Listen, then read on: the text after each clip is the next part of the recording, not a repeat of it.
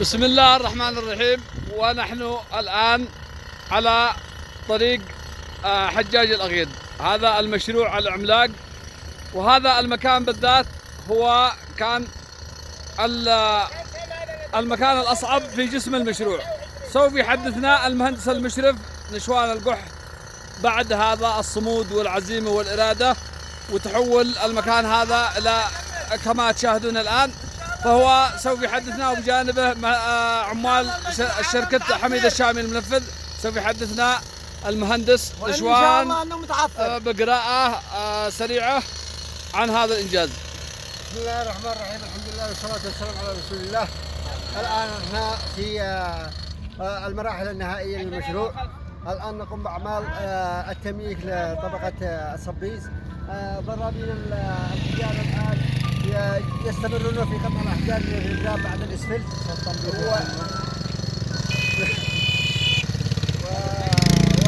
بعد أعمال طبقة الصبيز البسكوت الآن منتج إلى كيلو 175، يحتاج إلى تنعيم والإسفلت جاهز إن شاء الله زفلت قبل رمضان. يعني تفصلنا أيام عن الإسفلت إن شاء الله بإذن الله. وهذا والأهم في كل ذلك هو جودة العمل والإنجاز. نعم، معنا المهندس عاصم ومهندس المواد، وسوف يقوم بمباشرة التحقق من تصميم الخلطة الإسفلتية للمشروع والتأكد منها ومتى متانتها وديمومتها على الطريق واختبارات البسكوت النهائية.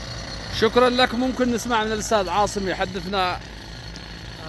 لقد تم عمل جميع الاختبارات لمواد طبقة البسكورس، ويعني تم التأكد من أنها مواد جيدة ومطابقة للمواصفات، وكذلك تم تجهيز الخلطة، تصميم الخلطة الإسفلتية في المختبر المركزي داخل صنعاء، وسيتم عمل خلطة تجريبية على أساس هذه الخلطة الإسفلتية. وإن شاء الله يعني بعد عمل الخلطة التجريبية سيتم إن شاء الله البدء في عمل الخلطة الإسفلتية في الطريق. وإن شاء الله ما زالوا هذه الخبرات إلى جانب الطريق سوف يكون نموذج يحذو حذوه في المنطقة إن شاء الله بإذن الله. شكرا لكم، وإن شاء الله نتمنى المزيد من النجاح.